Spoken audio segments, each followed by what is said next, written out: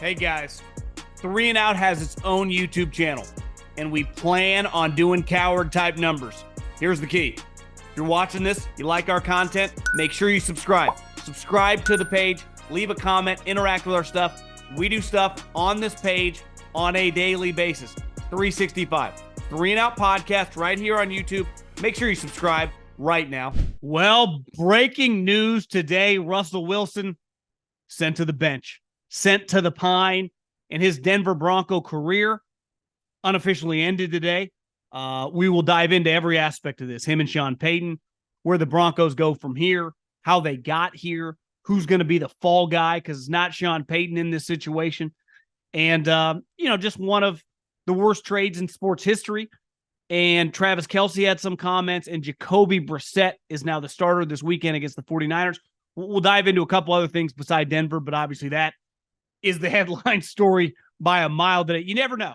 Christmas break, you're not even sure what day it is. You're like, am I supposed to be working? What am I supposed to be doing? Should I work out? Should I eat? And then all of a sudden, Adam Schefter, curveball, Denver Broncos, Sean Payton tells him, go to the pine, go to the pine, meet, as my guy Kruko would say. So we'll dive into every angle of this. But first, can I tell you about some friends? And they are my good friends at Gametime. And I do believe, I believe this to my core, at my heart, that I gave the best Christmas present that anyone did in my family. It's because when my brother looked under the tree, he grabbed a bag and it was full of 2 floor seat tickets at a concert. And I did it because of my friends at Gametime, the official ticketing app of this podcast. So go to your smartphone, go to your iPad, and download the Gametime app. And when you do, buy a ticket to any event, football games, basketball game, hockey games, obviously concerts, comedy shows, and when you buy first pair of tickets, promo code John saves you $20. I've used them all year long. I continue to use them. Gametime, download the app, promo code John, John, save yourself $20. I don't even need a thank you. Just hammer that promo code.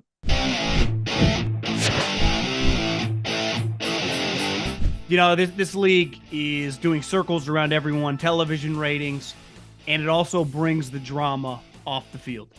You know, the games are what carries this sport. It's why they just signed $111 billion worth of media rights deals.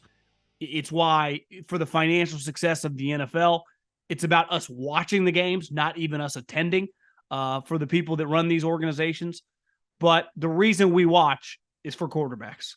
Right. And I have seen Russell Wilson live probably 4 times. And I do believe, and I saw him in the peak of his powers, he was one of the great players I've ever seen live as just an entertainment product. I mean, the way he played, and I saw him a lot against the 49ers, which he absolutely owned. He was a spectacular player. Now, he was different. You know, there was a lot of push and pull with Pete Carroll. Run the ball more, hand the ball off, let Russ cook. It's hard to play with a guy who is king freelance guy, but he's one of the great freelance quarterbacks in the history of the league. The problem is when you hang your hat on that and your physical skills diminish, he's no longer as spry as a runner. He's more hesitant to run in general because as you age, you don't want to get hit. Your skills fall off a cliff. And Russell Wilson, I don't know in his peak, was he the 4th best quarterback? Was he the 7th best quarterback? Was he the 3rd best quarterback? He was a baller. The guy the Denver Broncos got has been a disaster. And his stats this year are exactly why you can't box score scout. Because the stats this year don't look terrible. But when you watch him play, as you did on Christmas Eve or throughout the season, there have been glimpses, and maybe it's a little bit better than last year. But to me, he looks like the 23rd best quarterback in the NFL. Not the 6th.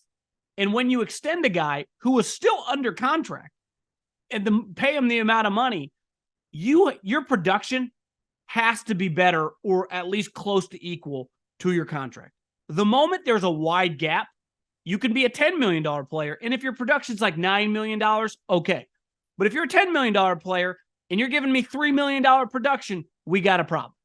You become a $40, $45, $50 million player, and your ability is much closer to $15 million, even $20 million, that gap is too wide, and we got a disaster situation on our hands. Because in the NFL, contracts are all based on guaranteed money. That's how it impacts the cap.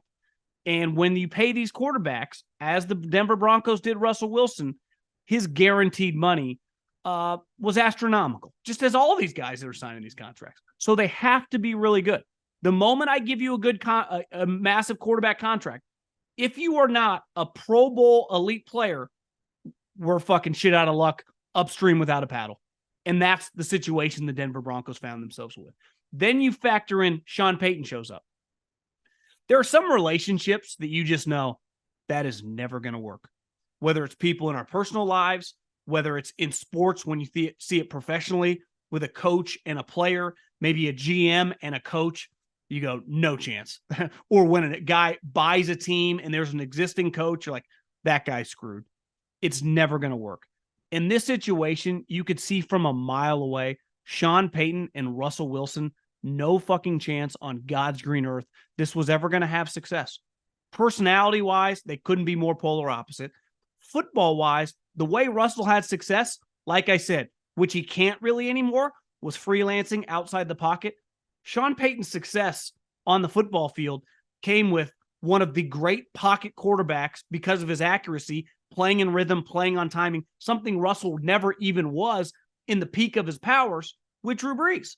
So, like, philosophically, schematically, they weren't going to mesh. They just never were. And then personally, they couldn't have been any more opposite. At least when you look at Pete Carroll, who clearly there became a wide gap between Russell and Pete as years went on. They clearly were not seeing eye to eye. They couldn't even fake it 2 years ago when they opened up against each other on Monday Night Football, or at least Pete couldn't. The excitement of beating him. Pete at least is an optimistic, positive, just big energy guy. Sean Payton is an old school, curmudgeon-y Bill Parcells clone. That's who he is. Russell's like Mr. Positivity. It's like, well, that kind of works getting up early when you're throwing 35, 40 touchdowns. And I feel we got a chance in the playoffs with you. It doesn't work when I think you're not any good. And to me, then you factor in the money. And I saw Sean Payton said, like, this isn't necessarily about the money. We could have done this last week. We could have done this 2 weeks ago. Bullshit. The the Vegas Raiders did the same thing with Derek Carr last year. And they did this simply because of guaranteed money. They could not risk, and listen, this is a business. This is not peewee football. We're not teaching life lessons here. This is all about financially, especially when we're not good, moving forward, how we can set up our team. And I'm not going to get too deep into the dead money and what's going to happen because there are so many variables. We have no clue, like, are they going to cut him outright?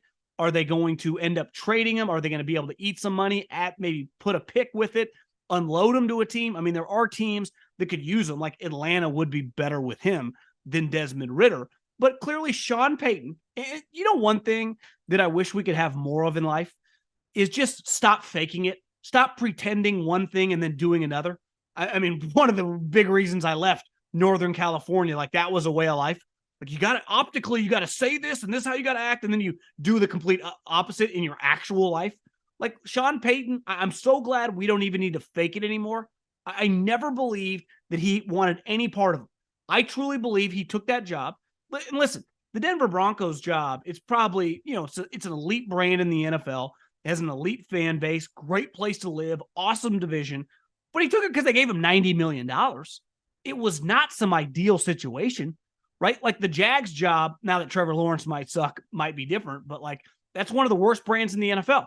But if you're Doug Peterson, you think Trevor Lawrence has a chance to be like a 5-time All-Pro, which again, this is in theory a couple years ago, might not actually come to fruition, is a great job. Jobs are based on cap space, quarterback situation, draft capital, not necessarily the franchise. Now, ideally, if you could do it with the Cowboys or the Steelers or the Niners or the Giants, yeah, you're a bigger deal. But like, it doesn't necessarily matter. Pete Carroll took Seattle, which was a dog shit brand, which had been mainly awful my entire life.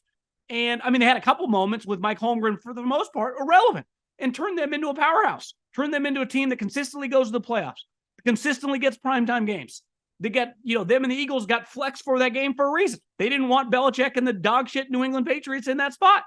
So I think, listen, Sean Payton, $90 million. I never blame anyone. We're all grown-ups, like past, like, to me, 30 years old, right? I'm talking true grown-ups. So if you take a job strictly for the money, and that could be any amount of money, you might be making 50 grand, someone offers you 100 grand. You might be making 200 grand, someone offers you 700 grand. Listen, money's great. But then when you're miserable and shit's hard and you don't like it as much, you had to make that decision, especially if you were happy somewhere. And Sean Payton stepped away for a reason. Now, you could argue the team he stepped away from, their quarterback situation was a disaster too. And this is why it's so difficult. Listen, we can scream and yell about Purdy the other night. He was awful. But over the course of the season, he's been damn good. And you can win with the guy. So it's like their quarter, but they got lucky. They found him in the last pick of the draft, pick 262. That's not normal. So yeah, they can cut Russell Wilson. They can get rid of him, which they're going to do. He's never going to play another snap for Sean Payton. I think Sean Payton has been over him for months. Honestly, he probably didn't even like him in training camp, but they got competitive enough. They got the train back on the tracks. There was some positive momentum. It was like, this is my best option. And then they get to the point after Christmas Eve game, like, what are we even doing? We cannot risk it. They just had a team in their division show the blueprint of like, it's not worth it. Just fucking sit them on the side. Obviously, Derek had been there 9 years. Russell had been there too. Financially, the situations were a little different because of the dead cap. You get out of Derek, but very similar of if this guy gets injured and a massive amount of guaranteed money comes back. So listen, part of business, and I say this all the time with the NFL, this is the reason that they suspend guys for big hits, that they throw these flags. It's not because they actually care. They don't give a shit. They never truly have. They just want to cover their ass. Like, you understand the company you work for, like all the HR stuff, a lot of people inside that company that run don't actually care. They really do not. They just don't want anyone to get sued. They don't want the golden goose to get thrown off. I've said this forever before marijuana became legal in America. I guess it's not federally legal, but a lot of states have it legal. These owners, half the owners are probably high as I speak right now. The reason they were so strict on it was because insurance purposes. Like, all this stuff is always about money. I say this all the time with politics. Everyone gets worked up. It's all about having control of the money spigot in politics. Just like in the NFL, it's all about your cap, the contracts, how much wiggle room you have, how much guaranteed money you give guys. So what it all fucking comes down to. I mean, the faster you can realize that is what everything's about, the easier it is to look at professional sports. It's about the cash. And they gave Russell Wilson too much. But someone's got to pay for this. Like, this is not, it's not just Russell Wilson getting shipped out. I was a little surprised when Sean Payton got the job that that George Paton kept his job. And I think he's going to be done. And I would expect early on in January, whenever the season officially ends for December, or the Denver Broncos on their last game of the season, George Paton to be relieved of his duties and for Sean Payton to have a new general manager. Now, listen, they were all in on Aaron Rodgers, and I don't blame them. They had been desperate for a quarterback with that franchise since Peyton Manning. It had been really, really ugly, right? They have talent on their team. Their quarterback play before Russell Wilson was abysmal, atrocious, embarrassing. So they were really, really aggressive on trying to get a veteran. And they thought they had Aaron Rodgers, right? That's the reason they hired Nathaniel Hackett. Like, I remember last year was like, he didn't get the job because even Aaron was saying that. Like, bullshit, Aaron. Then you get traded to the Jets and he gets hired there. It's clear. And I don't blame you. Sometimes it's the way the world works. It happens in the NFL all the time, scratching agents back. Sometimes you got to take care of people to get other things done. Welcome to the real world. But it backfired, right? Aaron Rodgers, for whatever reason, took the $150 million from the Packers, even though it didn't feel like he wanted to be there. It was a bizarre situation. Well, then they were kind of screwed. They still needed a quarterback, and then John Schneider took advantage of them because they were really, really desperate. Now, I supported it at the time because I was like, listen, I know he had just had a kind of a down season, but you have an opportunity to get this guy, and they did. And they traded a boatload for him. And Seattle committed highway robbery. And I do believe that John Schneider and Pete Carroll pulled truly one of the great personnel moves of all time. Walsh did this forever. Belichick did this forever. When you make a personnel move, and I'm guilty of this because I talk shit. I thought they were going to lose it. I thought it was going to be a disaster for them. When everyone thinks you're an idiot, and this is a good life lesson. And most of us, it's like our family, our friends, maybe people in our industry, that like you do something that isn't popular, but you trust it professionally in your gut. Like, people are going to call you an idiot. who cares? Trust your intuition, trust your gut. And those guys shorted Russell Wilson. I mean, if it was a stock trade, Nancy Pelosi would be proud. It's one of the great moves ever. Getting rid of Russell Wilson in that situation when clearly they knew he was not the same guy, and getting what they got. And last year, Denver was awful. It led them to Devin Witherspoon, right? And then they made the playoffs last year. Look at their schedule. They're probably going to make the playoffs again. So you go back-to-back playoff years with Geno Smith, Drew Lock. The morale of your organization, besides Jamal Adams, is much more positive. You get rid of kind of this weird situation, this guy that makes a lot of money, that won't listen to anyone, that has this, and I'm not trying to bemoan Russell's character because I don't think he's not a bad guy, but there have been enough stories that he's like living in La La Land. Like, I don't think he's like a malicious person or whatever, but when you like have parties and you've invited everyone to the party and the only way to talk to Russell is to like ask his security guard, it's like, Russell, I play with you. Now, luckily, there are enough guys now that are in the media that have played with him that just say, yeah, it's kind of weird. The whole situation around him is a little weird. And I think he got really, and I'm not even saying like, I don't know if he's humbled or not, but like there was always a genuine nature. Listen, whether you like Rodgers or not, like if you play with him, you get his phone number. Like Tom Brady, Peyton Manning, Drew Brees, they always like resonated with the people they played with. Russell never did.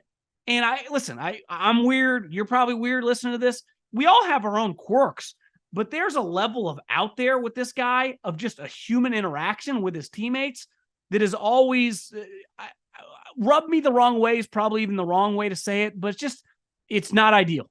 And you can't have it at your quarterback position. And you definitely can't have it at quarterback when he's not playing well. And he's just not good enough anymore. So you're not good enough. You make a ton of money and people don't really like you that much. Like, you get sent to the bench and we're just going to eat a historic amount of money potentially to get rid of you. And whether we have to include a 3rd round pick, whether we have to eat some money, we will do whatever it takes to send you on your merry way. And listen, I always say this, like, and I know some people in the league, we get a lot of people in the league that listen to this podcast that get mad that whether I'm talking shit about their team, maybe about them personally, like none of this, it's all business to me. But like most people in football, and I've been around these coaches, I text with these coaches, some of them, and personnel people, there's a lot of shit being talked. Like I put my name on it here. And like, if you actually could get Sean Payton on record to say what he actually thought, the internet would melt, you know? So I think, you know, people like me try to just help tell you what they're actually thinking. And I don't feel any sympathy for him not liking, because he knew what he was signing up for. Like, he saw the disaster that was last year. And like, getting back to what I said earlier, when you take a job simply because of money, there are risks involved with that. And you're not, I'm sure you're allowed to complain. Obviously, you're allowed to do whatever you want. But your complaints when you do that, to me, fall on deaf ears a little bit. And I think this is going to be a difficult situation for the Broncos. It just is. It's hard to find a quarterback. There's a huge element of luck involved. There's no guarantee if you draft a guy high that he's going to be any good. And, you know, this situation with Russell, I would say it's been one of the most unique situations I've ever seen in my years watching sports because of how great the guy was. And then he gets traded for all this. He gets an extension when he was already under contract.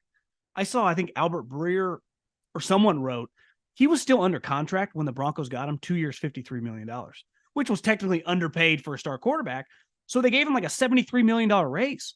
Like they could have just, I mean, honestly, traded for him and just played out his contract, but they wanted to take care of him, and it backfired immediately.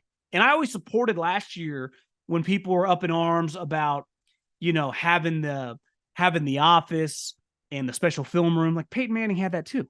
No one cares when things are going well. No one cares. It's why the number one sales guy at a company is allowed to do some stuff that the average guy is not, right? You get a longer leash when you produce, and he didn't produce from the jump. So you have no equity. And this is the other thing. Anytime as a player, as an employee, as anybody, when you go to a new company, when you go to a new place, that equity in that place is not the same as where you've been for the last 10 years. And obviously in sports, Russell had so much equity with the Seattle Seahawks because he's arguably the greatest player in the history of the franchise. And obviously he's the most important player when you factor in his position. So, like, they were going to get his back, even when it turns out Pete and John were actually right about it. But in Denver, no one gives a shit. Right? I saw it this year with Derek Carr. Right? He had some equity with the Raiders because he helped him move. He helped him go through all this crazy stuff over like a 9-year period that was insane for even the NFL. Yet the moment he goes to New Orleans, none of the fans are going to back him up. When even though his stats don't look terrible, you're just watching like, God, this is not good. No one has his back. They turn on you immediately. So the moment you go to a new team, like the equity of the money we've paid you, of the draft capital we've invested in you, it goes out the window so fast when you haven't been there long. And I've seen it personally because I've been in jobs with new bosses that come in and things change, and they change fast. And that's exactly what happened here. Sean Payton changed on him. He changed on him fast. And Sean Payton proved enough this year to be more than capable of having this team after the shitty start to be a guy that the Waltons were going to double down on, right? They already gave him $90 million. They gave it to him for a reason. And then he proved this year kind of knows what he's doing. So the moment he goes to them and says, we got to get rid of this guy, they listen to him. And that to me is clearly, I'm sure that conversation has been taking place throughout the season, but it's like, Sean, do what you need to do, bro. Like, we trust you. And that's also what a good owner does. Like, I'm paying you a premium. And this is what I talk about the Chargers a lot. When you sign a guy, a high price coach, whether it's Pete, whether it's McVay, Kyle, Andy, Bill for 20 years, all these guys, like, I'm paying you premium to trust you. So like, you're going to know Russell Wilson's ability, all that stuff. You've been in this business a long time. You fucking do you. I'll try to sell seats. I'll try to market. I'll try to do everything. You just help us win. I'm paying you a premium to do everything football-wise. That's why I said the other day about the Kevin Warren situation in Chicago, like, are you going to, if Poles and Eberflus both get blown out, whoever they hire, are they going to give carte blanche to do whatever they want? Because until you do that as an owner, you'll never be dominant. You just won't. Like, say what you want about Jerry Jones, like, kind of lets Mike do what he needs to do. And whether it's going to work or not, I don't know. But like, that's how it works. I mean, that's how success happens. You got to let the grand poobah in your organization, which is typically your coach, cook. And if he makes crappy meals, you got to fire him if he's not good enough. But like, listen, it couldn't have been easy for people in Seattle to be like, Pete, are you sure you want to do this? He's like, trust me. John's like, I would have done this 4 years ago. I wanted Josh Allen, but the Browns told me to kick rocks, or Russell declined it, So, and then, like I said, back to the quarterback thing, huge element of luck. Never forget. The Eagles tried to trade for Russell Wilson 2 years ago. He declined. He said no because of the no trade clause. So listen, luck's a huge part of pro sports, and what a crazy move. I mean, it's what makes sports great, right? Especially the NFL. It's just such a great reality television show. It wasn't even crossing my mind. I thought they'd just play out the string and then get rid of them. But no, Sean Payton draws a line in the sand, and no mas for Russell Wilson in Seattle. It's time for the parade in Pasadena. Tradition meets college football action in one epic bowl game. And with DraftKings Sportsbook, you can make every play count. New customers can score $150 instantly in bonus bets just for betting $5 on college football. Download the app now and use code JOHN. New customers can score $150 instantly in bonus bets for betting just $5 on college football. Only on DraftKings Sportsbook with code JOHN. John, the crown is yours. A couple other things. Travis Kelce, obviously the clip that went viral of him throwing his helmet, of him not playing well, of Andy giving him the bump. And I was eating lunch with my mom, my girlfriend. And I was like, there's not another coach in the league that could do that. Not only could do that, but it wasn't even weird at all. It shows you the gravitas that Coach Reed has. Like, and Travis knew. It was like my dad would have done to me when I was younger. It's like, fucking shape up or ship out, buddy. And I saw some of the quotes that Travis gave, I think Adam Teicher, who's covered the Chiefs forever. I think he said it on his New Heights podcast. I think part of the reason he's frustrated, and this is the hard part about pro sports, because obviously Taylor Swift comes up a lot. I think it's hard to lose a step when you're an all-time great player. It's one thing if you're just like a decent player and you're like, God, I might lose my spot. I had a 5, 6, 7-year career. I think there's another thing when you're I'm one of the greatest players ever. Not like tight end. I'm like legit one of the great NFL players ever. Charles Barkley is awesome because he's just so candid and authentic.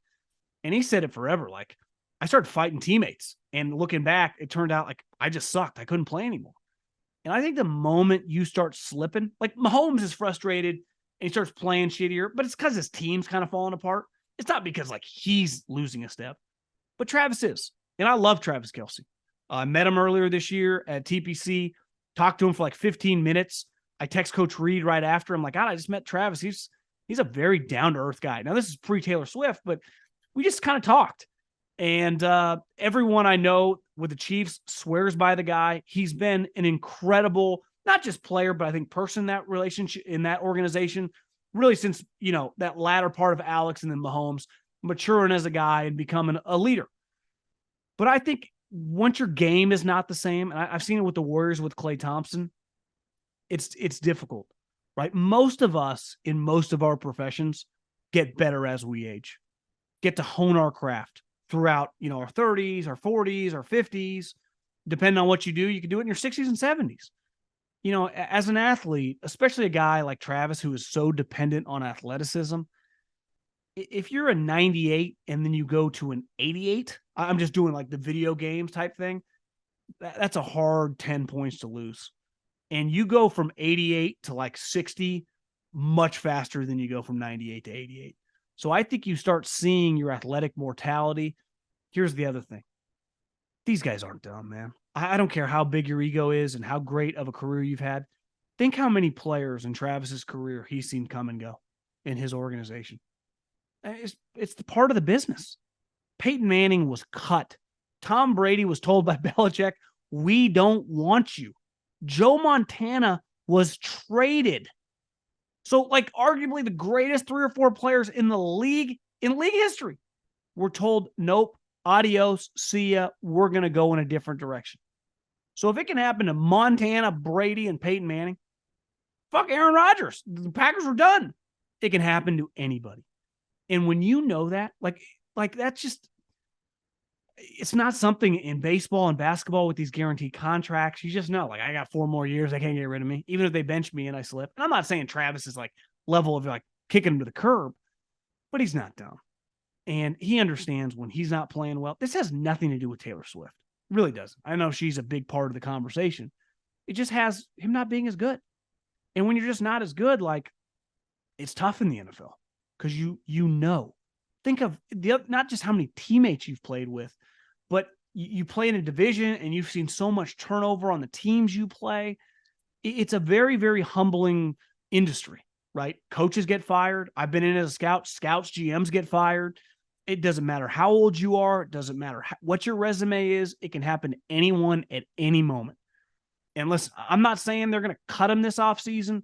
I haven't even looked at his contract lately, though he doesn't make that much money relative to, a lot of positions. Google Andy. Andy's got rid of a lot of guys with elite resumes.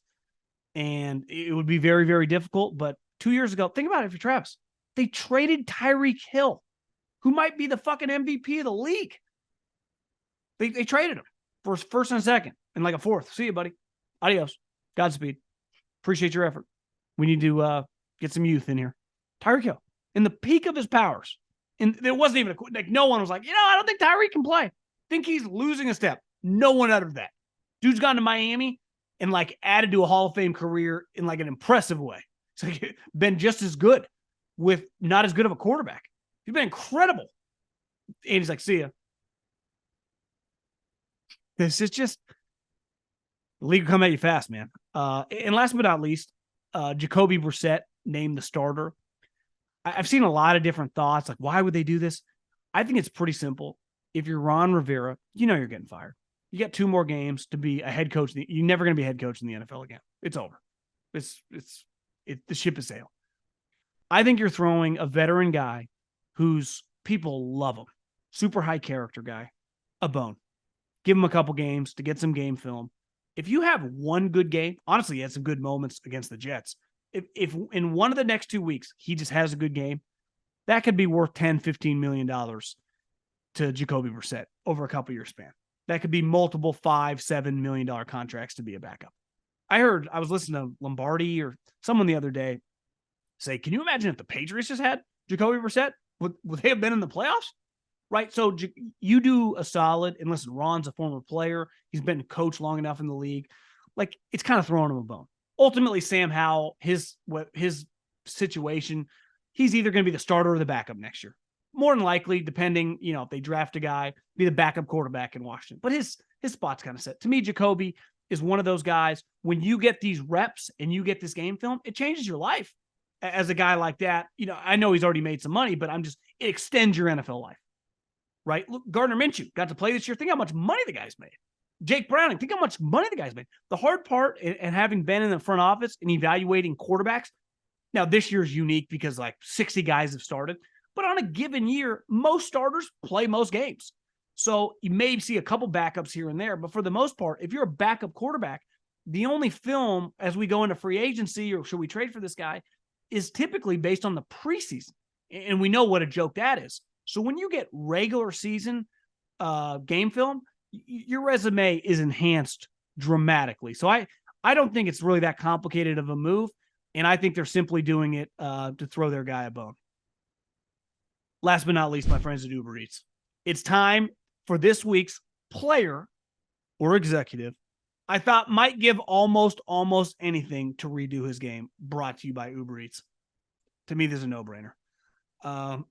2 years ago, they traded multiple first-round picks, felt like half their roster for Russell Wilson, and they gave him like $180 million. And I think George Paton, who the moment they struck out on Aaron Rodgers, who to me, you can trade for Aaron Rodgers any day of the week, twice on Sundays. I don't care. Like I have no problem with the Jets doing it. No problem with them wanting to do it. If you wanted to argue with me about hiring his buddy as the head coach, it fucking feels like everyone has to do that. Aaron Rodgers is in a different universe than Russell Wilson. The Russell thing, like whether I got an opinion, whether you got an opinion, right, wrong, was he slipping? Was he still going to be as good? It doesn't really matter. The general manager is paid to know where he's trending. And John Schneider wanted to get rid of him. Like, if you are in his shoes, it's fair to go, why wasn't that a major red flag to you? And like I said, desperation, desperate to make a move that would make you a legendary general manager. Instead, it made you a GM that, let's face it, for years, George Paton, or Payton, I always screw up his name, was interviewing for GM jobs, turning them down. And there's a decent chance in 10 plus days he will be fired and he'll never be a general manager in the NFL again. So I think he would be a guy that would like a little redo. So that's this week's almost anything executive of the week. And you can order almost anything with Uber Eats, the official on-demand partner of the NFL. Order now. Something magical happens when the third quarter ends and the fourth quarter begins. The energy changes. The fourth quarter is where games are won, where champions are made. And in business, it's where sales teams become legends. That's why HubSpot built Sales Hub to give sales reps the deal-making tools they need to win in Q4 and close the year strong. Sales Hub, prospecting workplaces, organizes your schedule, goals, and to-do lists in one place to save your team precious fourth quarter time. Smart sequences help sales reps close deals faster than ever. And with an easy-to-use deal management tool, reps can find, track, and close deals all in one place. Plus, AI forecasting helps you accurately predict future success, which means less hoping for deals and more crushing targets. Put your sales team on the fast track to winning Q4 with Sales Hub. Learn more at HubSpot.com/sales.